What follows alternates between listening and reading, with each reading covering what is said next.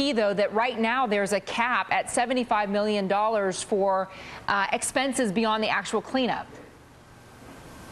Well, the cap is, in a way, a bit uncertain, just like the physical cap that they're putting on the leak right now.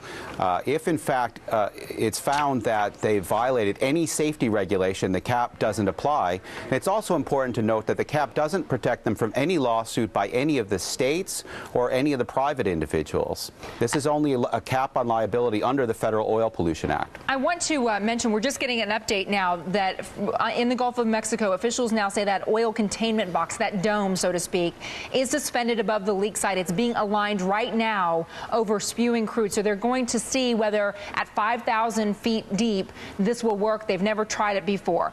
As they're doing that, we're seeing oil now reaching the shores of Louisiana's barrier islands. You're looking at all kinds of animals already being affected by this. Fishing, shrimping seasons, oyster seasons shut down.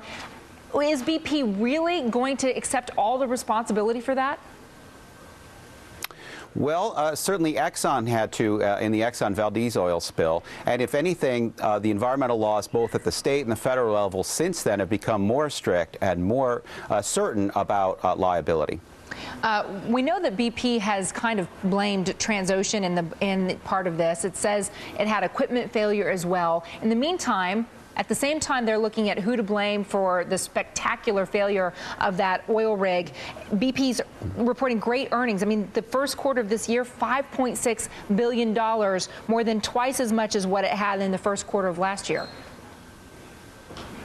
Well, that's true. I mean, it's certainly the case that Exxon was a wildly profitable company, even as it was paying out in liability for the Exxon Valdez spill. One might expect that BP faces a similar future, wherein the liability certainly hurts their profitability, but it's something that they can cover. All right, Jeffrey, thanks so much for setting the scene for us. Appreciate that.